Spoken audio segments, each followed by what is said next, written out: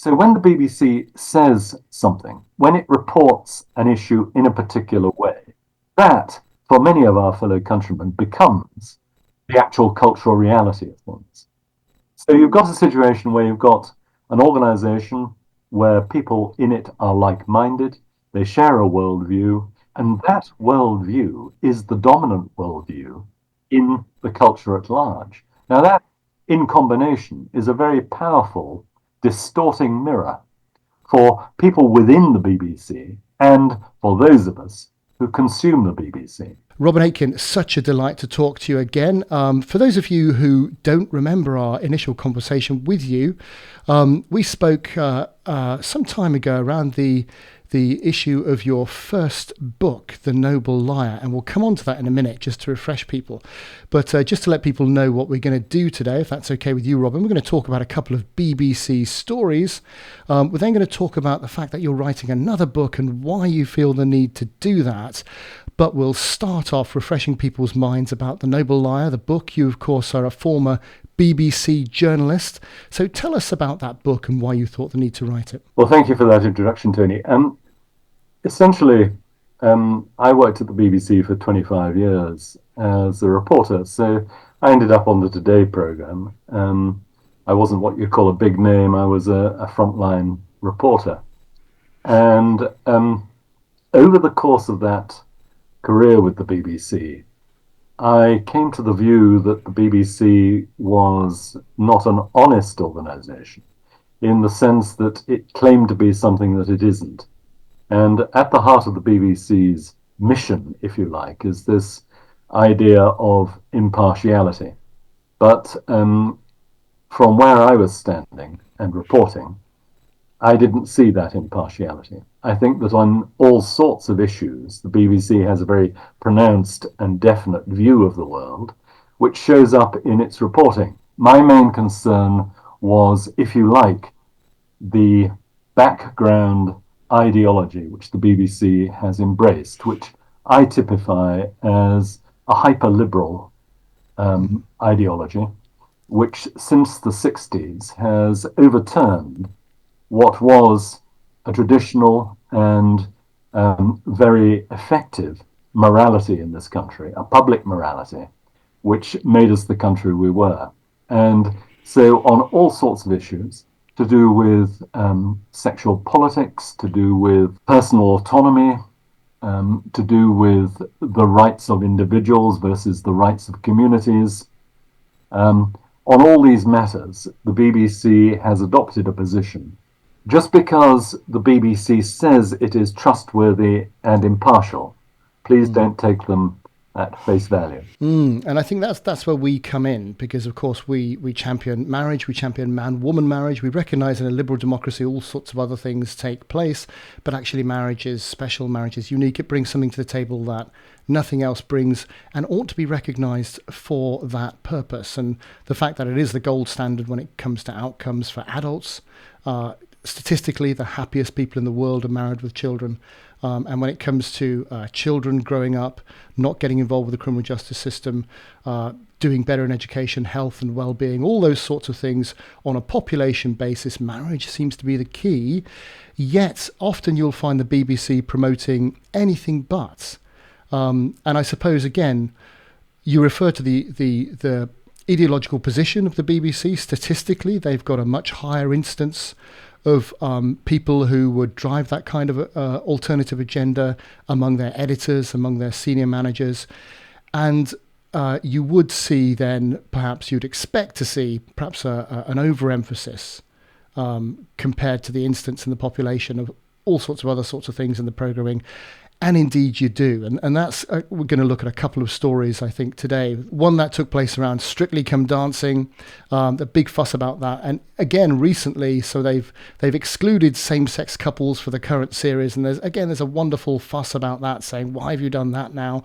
And also the other story around the fact that I think there was a same-sex kiss in a Doctor Who program, which people complained about, and what hit the news wasn't that people complained, but that the BBC just dismissed the complaints. And I wonder, from your perspective, Does that is that what you expect from the BBC? Do you expect the BBC should be more balanced and reflective of society in general, or is it okay, if you like, that they seem to be pushing their own agenda for influencing and affecting society?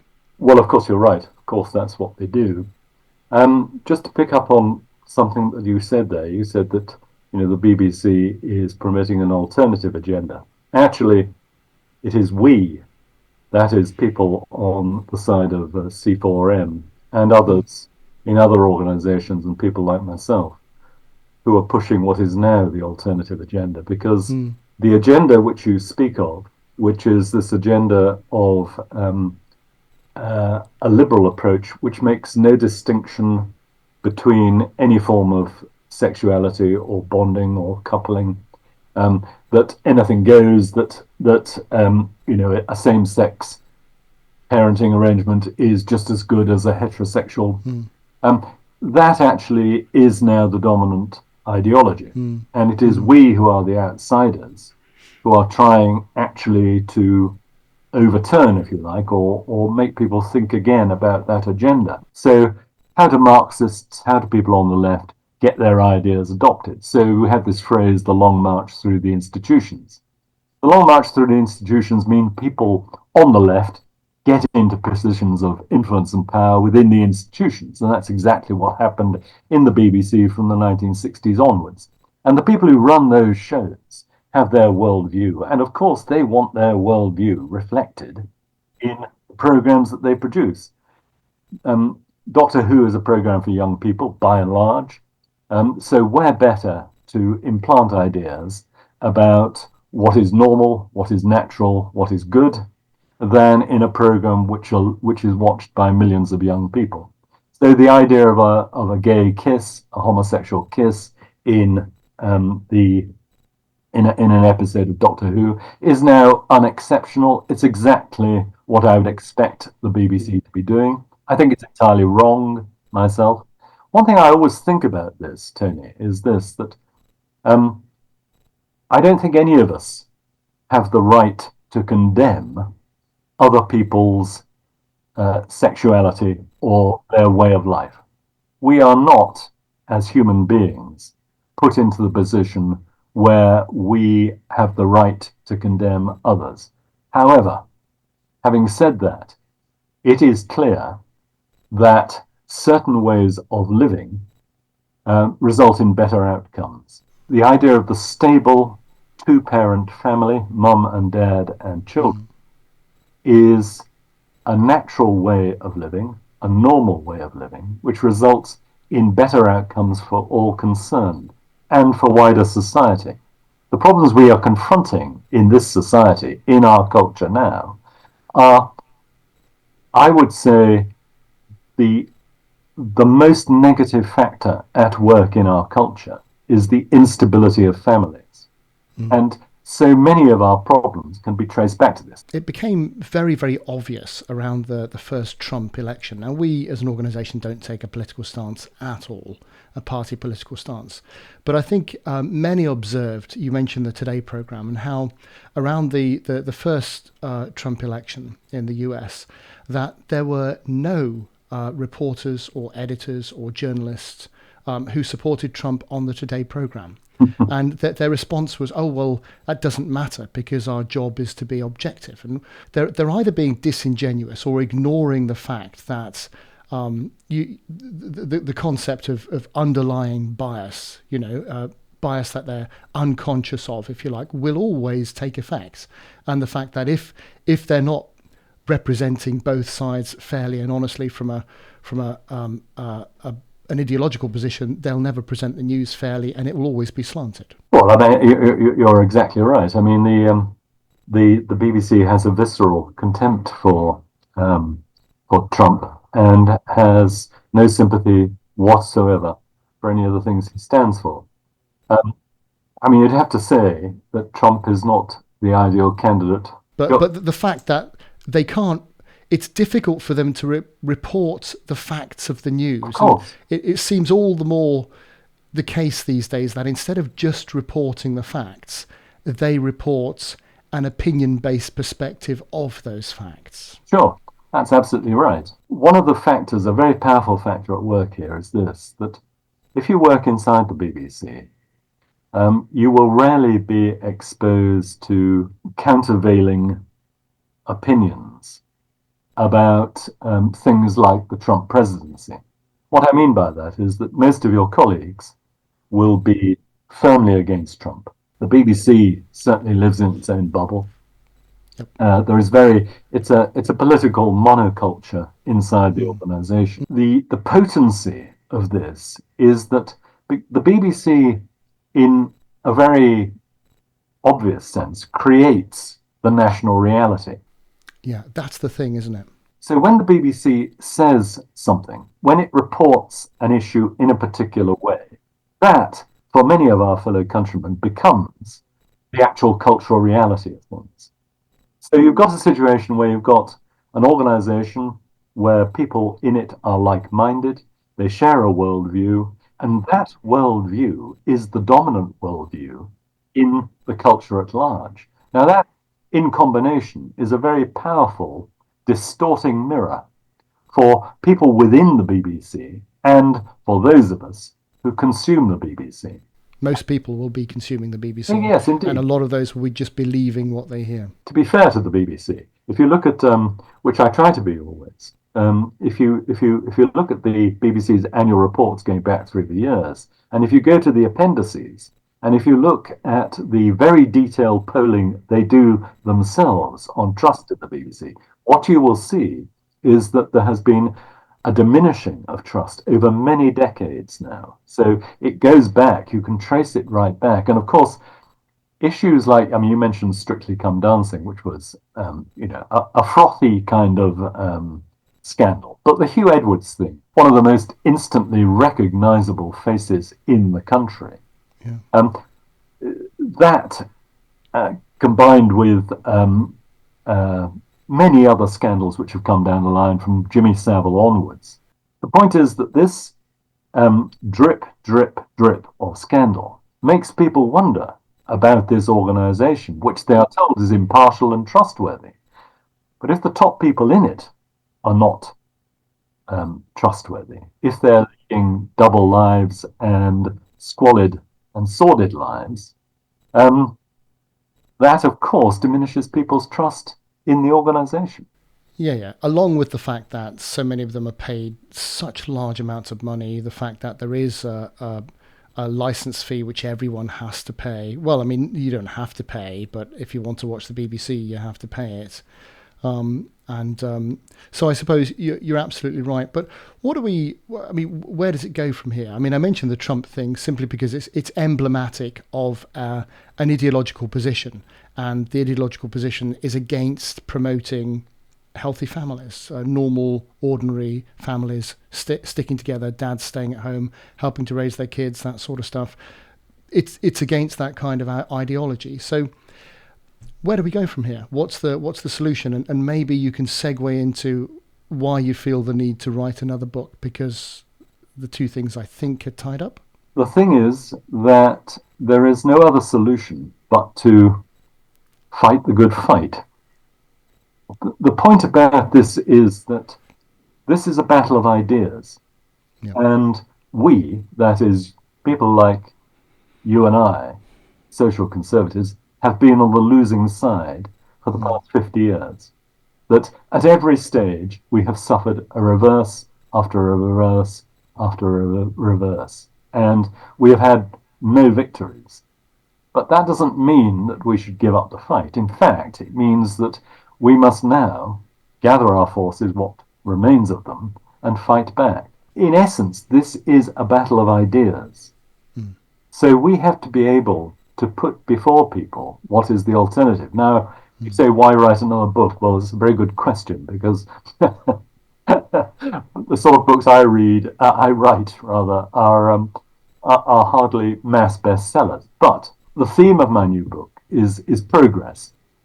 Now, people on the left often describe themselves as progressives. So my question is this: what has 60 years of progressive politics, what has it brought us? Between 1957 and 1967, crime doubled. Between 67 and 77, it doubled again. And it's gone on rising ever since. What is it that has happened in this society which has led to a level of crime which pre-war and immediately post-war we gratefully did not experience? Roy Jenkins was the very liberal Home Secretary who back in the 1960s introduced a whole range of social reforms, all of which loosened the ties to traditional morality.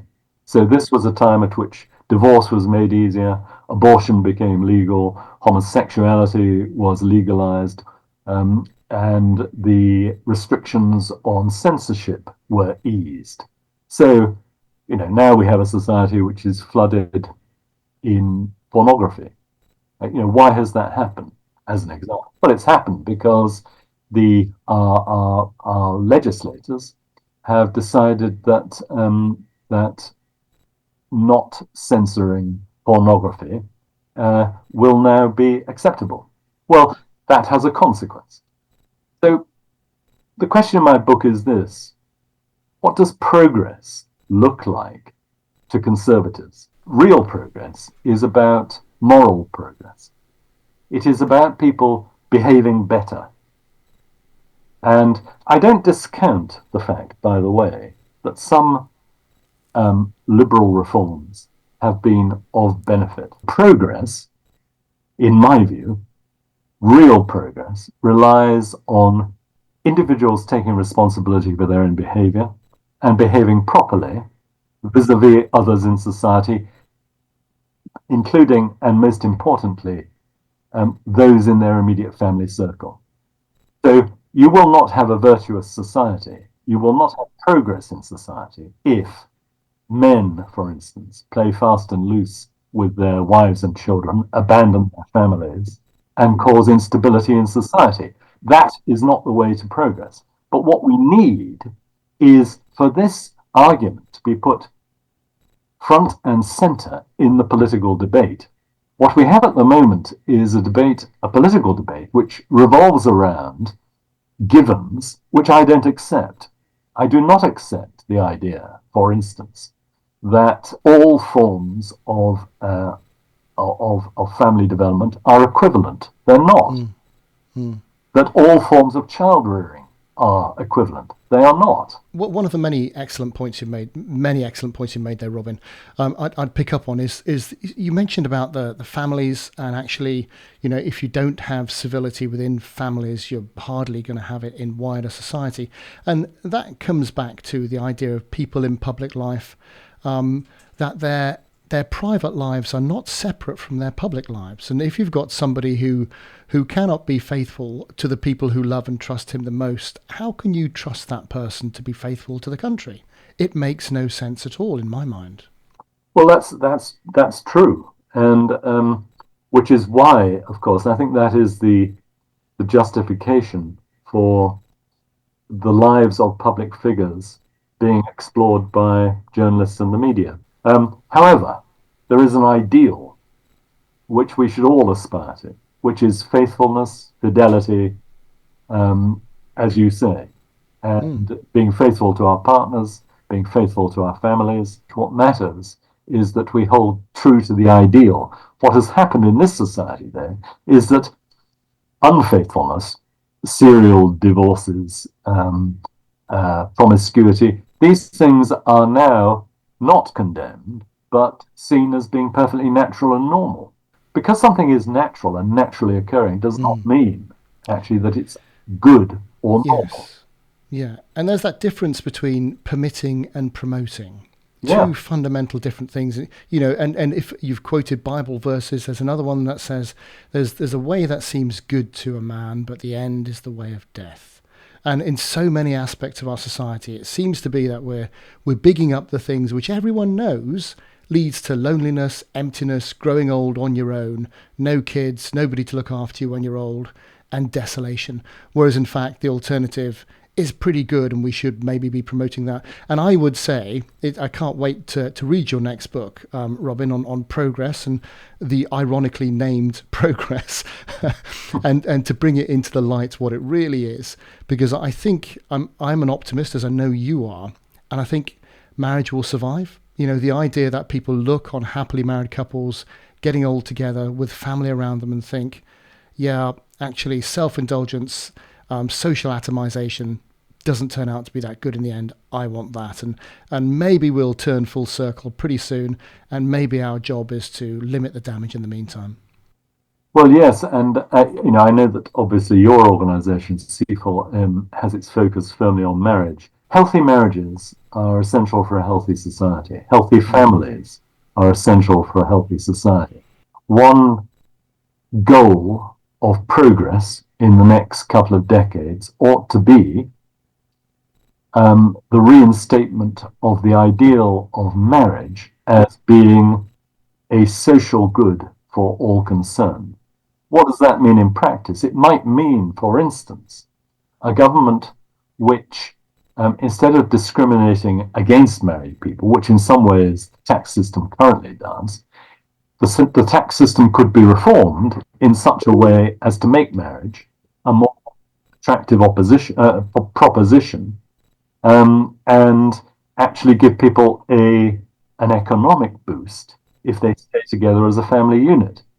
That could be a practical expression of society's desire to see marriage strengthened. Yeah, absolutely right. Listen, I know you're busy, Robin, and I'm very grateful for your time. What I'd love to do is once the book is progressed or published, come back and talk some more about it. I want to encourage everyone listening to go and read The Noble Liar. It's a real eye opener. It should be much more popular than it has been, and again, I think it's one of those things. The books that get popularized by the zeitgeist are the books that support the zeitgeist, and yours certainly kicks against it. And so maybe that's one of the reasons. But Yeah. I would recommend everyone to read it and recommend it to their friends too. Christmas is not too far away. What a great present that would be. Robin, it's such a joy to talk to you. I'm very grateful for your time, and thank you very much. Thank you very much, Tony. Yes, yes. It didn't make it to the BBC's Book of the Week, sadly. Who knows why? Surprise, surprise.